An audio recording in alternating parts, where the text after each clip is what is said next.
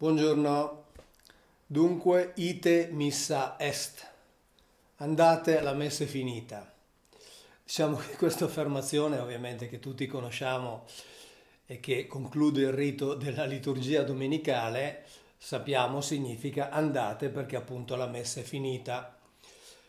Verrebbe anche facile una battuta, nel senso che sto pensando a quella parrocchia veneta nella quale il parroco ha fisso un cartello dicendo messa sospesa per mancanza di fedeli, perché in effetti, come dicono ormai tutte le statistiche, le chiese si stanno svuotando e se si stanno svuotando non è per colpa di attacchi esterni, cioè non è per colpa di chi dall'esterno, diciamo così, critica la Chiesa. Le chiese si stanno svuotando perché la Chiesa romana sta implodendo per i problemi al suo interno. È di qualche giorno fa, possiamo dire qualche settimana fa, il motu proprio di Francesco, Traditionis Custodes, nel quale ha di fatto annullato un'altra disposizione di Benedetto XVI, l'ha annullata proibendo la celebrazione della messa in latino, cosa che invece Benedetto XVI, diciamo così, più largamente concedeva. Tutto questo sta producendo nuove divisioni all'interno della Chiesa, ovviamente perché ci sono i tradizionalisti e ognuno quindi ha le sue ragioni da far valere. A questo si aggiunge all'interno della stessa interpretazione della messa il discorso relativo alla comunione, cioè che cosa succede all'ostia. Sappiamo che si parla di transustanziazione, cioè la Chiesa dice che la sostanza del pane diventa veramente sostanza carne, cioè diventa veramente carne di Gesù Cristo. Ci sono altre chiavi di lettura teologiche sulle quali stanno discutendo da anni, da parecchi anni, anche se questo avviene ovviamente non a beneficio del pubblico, ma all'interno, diciamo così, degli addetti ai lavori, e si parla di transfinalizzazione, cioè si dice che nel momento della consacrazione in realtà cambia il fine dell'ostia, non cambia la sostanza. Altri parlano di transignificazione, cioè di un cambiamento di significato di ciò che poi viene consumato dai fedeli. Altri ancora dicono che la transfinalizzazione e la transignificazione stanno all'interno della transustanziazione. Sappiamo che Lutero parlava di consustanziazione, Calvino aveva ancora una visione diversa, quindi in realtà, come dicevo prima, le divisioni all'interno della Chiesa sono veramente tante, proprio anche in relazione alla interpretazione dell'evento culmine, no? Perché l'evento culmine è il sacrificio di Gesù Cristo che viene rinnovato, condiviso con i fedeli, che poi ne devono anche consumare la carne. E adesso vediamo come questa messa, cioè la messa moderna, sia strettamente legata ai sacrifici umani già presenti nella Bibbia. Il termine messa, che deriva dal latino, ha avuto diverse chiavi di lettura, diverse interpretazioni. Secondo alcuni deriverebbe da missi, che vuol dire coloro che sono stati mandati, e potrebbe indicare il fatto che i catecumeni che partecipavano in origine a quel rito, quando era il momento del sacrificio, venivano allontanati perché non potevano assistervi. Oppure missi potrebbero essere stati coloro che venivano mandati in missione, diciamo in missione apostolica. Oppure missa era l'ostia, cioè il fatto che l'ostia, quindi il pane, diciamo il pane consacrato, era stato mandato, cioè era stato portato per essere consegnato a coloro che non avevano avuto la possibilità di partecipare al rito comune e quindi consumavano altrove il pane consacrato. Ricordo però già un dato importante, perché poi ci serve per capire dopo, che ostia significa vittima.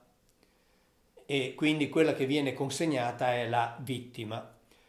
Parlando di vittima, tutti noi abbiamo in mente, insomma, chi più chi meno, ma sicuramente tutti l'hanno sentito nominare almeno una volta, il termine Moloch, che starebbe ad indicare una divinità alla quale, in modo particolare, venivano offerti dei sacrifici umani.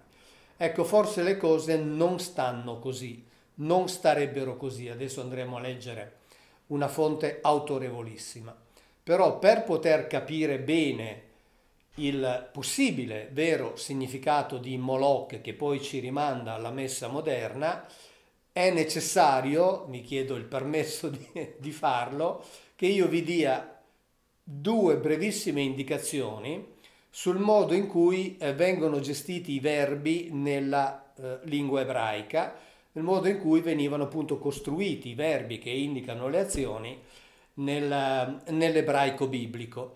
Cercherò di farlo nel modo più sintetico possibile, in modo che sia chiaro, perché, ripeto, è funzionale poi alla parte successiva, che è la parte veramente interessante. E adesso quindi andiamo a vedere. Ecco, allora adesso vediamo come sono appunto trattati i verbi in ebraico, proprio per rappresentare, come dicevo, l'intenzionalità dell'azione, l'aspetto dell'azione. Noi usiamo alle volte delle parafrasi, eccetera, invece in ebraico si registrano dei cambiamenti nelle radici. Allora, per fare un esempio, usiamo il verbo uccidere, viene usato spesso anche nelle grammatiche. Tra l'altro forse non a caso, perché insomma uccidere nella Bibbia è un verbo particolarmente diffuso. Non dimentichiamo però che noi stiamo parlando e stiamo chiarendo, tentando di chiarire, il discorso relativo al Moloch. E quindi adesso vediamo queste forme verbali. Per quanto riguarda, ripeto, come esempio scegliamo il verbo uccidere. La prima forma verbale si chiama katal e convenzionalmente il paradigma viene reso sempre con la terza persona singolare del perfetto, quindi significa uccise. Uccise nella forma semplice, cioè senza intenzionalità. Quindi una persona sta lavorando nell'antica Israele alla costruzione della sua casa, si trova su in alto, gli cade una pietra, questa pietra colpisce un passante e lo uccide. Ecco, quindi la forma katal è l'uccisione nel suo aspetto più semplice. Poi c'è la seconda forma in cui si presenta è il niktal, che è il passivo di questo. Cioè venne ucciso. Poi c'è la terza forma che si chiama kittel, che è la forma intensiva e che qui già rappresenta l'intenzionalità, cioè uccise con violenza, uccise con veemenza, massacrò, trucidò. Poi c'è la forma kuttal, che è il passivo di questa. Venne ucciso con veemenza. Poi c'è la forma iktil, che si dice, viene chiamata la forma causativa attiva, cioè fece uccidere, quindi causativa. Poi c'è la forma octal, che è il passivo di questa, cioè è stato fatto uccidere. E poi c'è l'ultima forma, la settima, che è it kattel, che è la forma, diciamo così, riflessiva intensiva. Si è ucciso con particolare violenza, quindi si è suicidato in un modo particolarmente trucido. Ecco, non preoccupatevi, non è che dobbiate ricordare queste cose qui, vedrete che adesso diventa tutto chiaro. Ciò che ci interessa è questo, cioè questa forma qui, per il verbo che stiamo esaminando in relazione alla messa.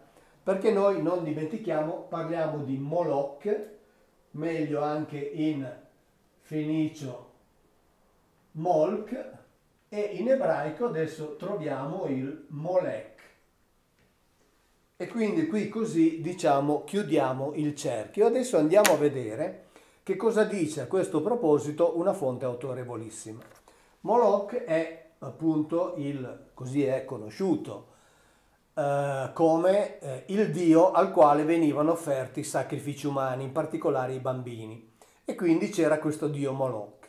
Però le cose potrebbero non stare così.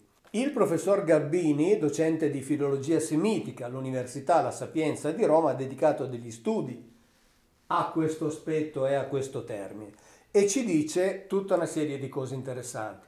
Ora, ovviamente io vi risparmio tutta l'analisi filologica perché è veramente, insomma, per super appassionati.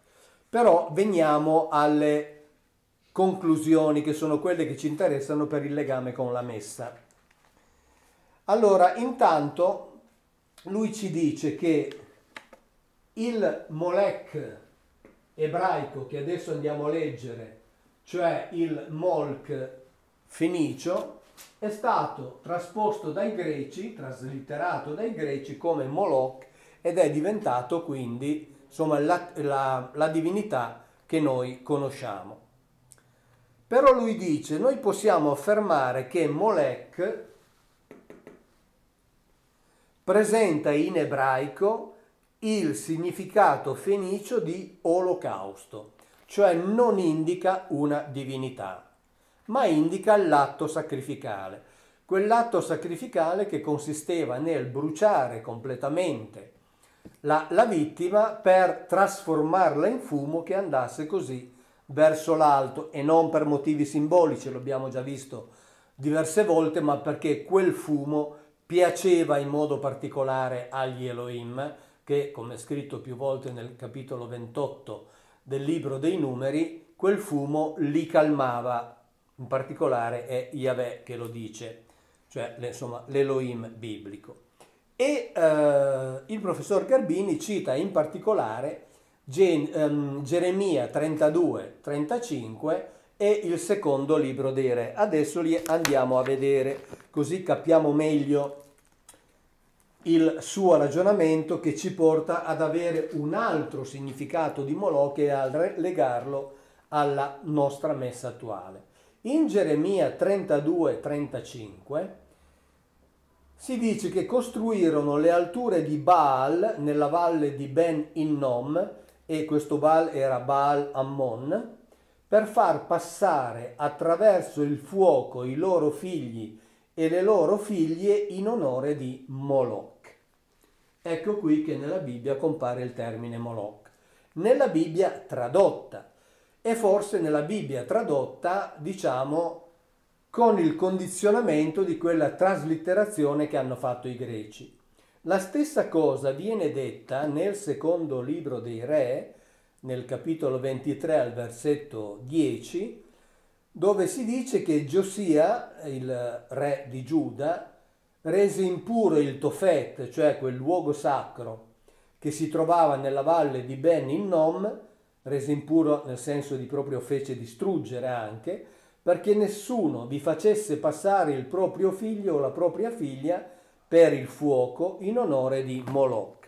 Ma in realtà nella Bibbia ebraica che cosa c'è scritto? Andiamo a leggere direttamente, visto che i due passi sono uguali, ne leggiamo uno solo, leggiamo quello del secondo libro dei Re, dove si dice appunto che facevano passare i loro figli e le loro figlie Ba-Esh Lammolech, c'è scritto, ed ecco qui che compare il termine Molech, non il termine Moloch, che invece compare nelle traduzioni e che compare nella Bibbia greca, che forse ha condizionato le traduzioni e contribuito a creare questa idea dell'esistenza di questa divinità che si chiamava Moloch, quando in realtà la divinità alla quale in questo caso facevano bruciare, per la quale facevano bruciare i loro figli era Baal Ammon, oppure, come dice Yahweh stesso in altro passo della Bibbia, era a Yahweh che li bruciavano quando lui stesso dice e diedi loro ordini per i quali non potevano vivere quando li costringevo a far passare per il fuoco i loro primogeniti. Questo l'ho già visto, l'ho già detto altre volte, l'ho già letto in altri video, quindi non ci torno sopra perché adesso quello che ci interessa è stabilire questo aspetto. Il professor Garbini, nella sua disamina fatta proprio di questi passi che abbiamo appena letto, ci dice che l'esplicita menzione della divinità Baal rende sicura l'interpretazione di Molech come il nome del sacrificio, non il nome di una divinità. E poi ci dice ancora un'altra cosa interessante, che a conferma di ciò abbiamo proprio la testimonianza della versione greca, cioè quella che riporta invece Moloch, e dice che corrisponde esattamente alla forma fenicia Moloch, che è participio nella forma causativa passiva, ecco perché vi ho spiegato tutte queste cose, quindi nella forma causativa passiva di quel verbo. Quindi in realtà non è il nome di una divinità, ma è il participio in questa particolare forma di un verbo e quindi indica il nome del sacrificio. E dice corrisponde esattamente alla forma fenicia Moloch, che è il participio nella forma causativa attiva. Questo significa che Molech in origine designava esclusivamente il Molch, o meglio il Moloch fenicio, e il passaggio del nome da termine sacrificale, cioè da termine che indicava semplicemente il sacrificio, il passaggio del nome da termine sacrificale a nome divino fu operato poi successivamente. Quindi in realtà qui si parla di sacrifici fatti ai diversi Baal, tra cui compreso anche ovviamente Yahweh, che non ne faceva certo a meno. E in un altro suo lavoro, sempre il professor Garbini esplicita questa correlazione della quale noi stiamo parlando tra il Moloch e la messa cristiana. La concezione del sacrificio cristiano e specialmente la sua manifestazione nella liturgia della messa cattolica rivelano profonde e precise affinità strutturali con il sacrificio Molch di origine fenicia. Lo stesso termine latino missa, che dice lui si riferisce a ostia, e ricordo che ostia in latino significa vittima, non è che la semplice traduzione della parola fenicia molch, che è il participio passivo in questa forma qui del verbo alach, che significa mandare verso l'alto, mandare.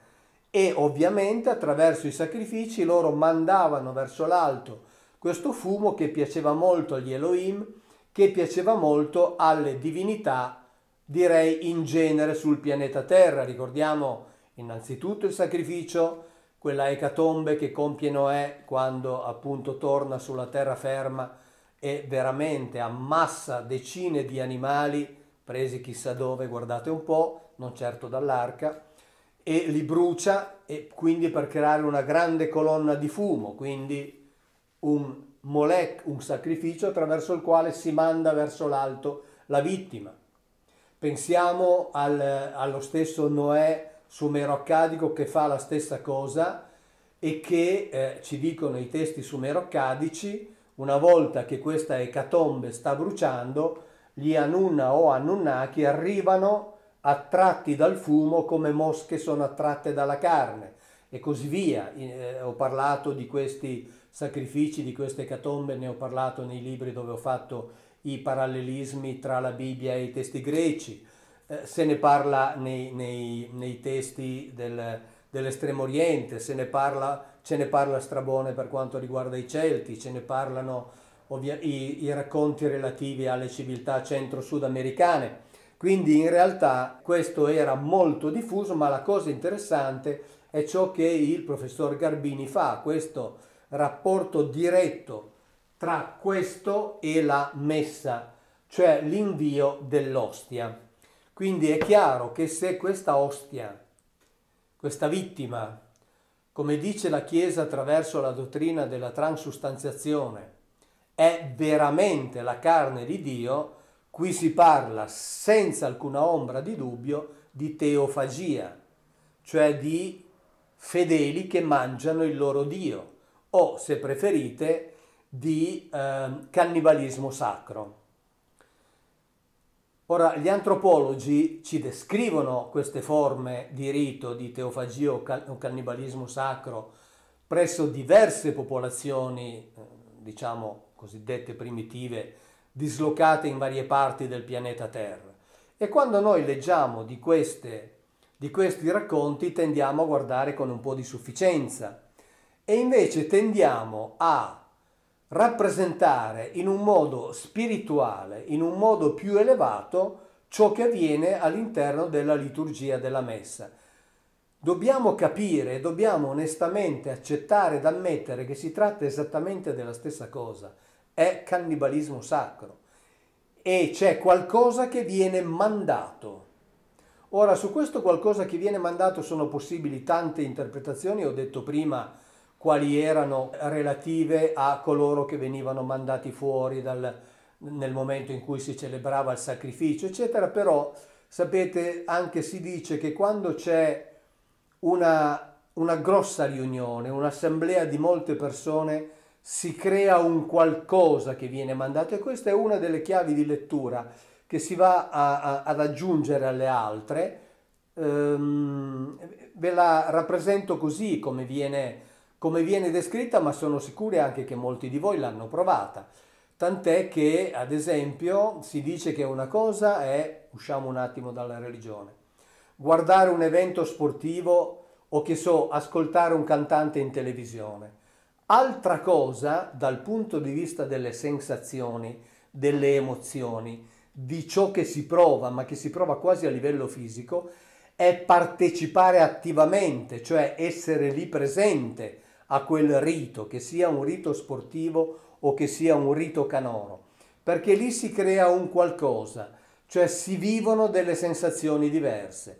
E forse tutte queste assemblee, all'interno delle quali si celebravano questi riti, servivano anche e possono servire anche a creare un qualcos'altro che viene mandato e che viene utilizzato. E non si tratta di magia, si tratta di un qualcosa di fisico. Io stesso l'ho provato nei 10 anni di conferenze, quando viaggiavo sempre da solo e spesso facevo molte ore di auto, per esempio quando facevo conferenze in centro Italia, Umbria piuttosto che Marche, e quindi magari guidavo da solo per 6, 7 ore, 8 ore e arrivavo un'ora o due prima della conferenza, arrivavo spesso anche un po' stanco, diciamo un pochettino spompato, ma appena cominciavo a incontrare le persone, soprattutto quando entravo nella sala e facevo la conferenza, c'era un qualcosa non di magico, ma un qualcosa che quasi fisicamente mi caricava, tant'è che poi riuscivo ad andare avanti a parlare per ore e ore e ore.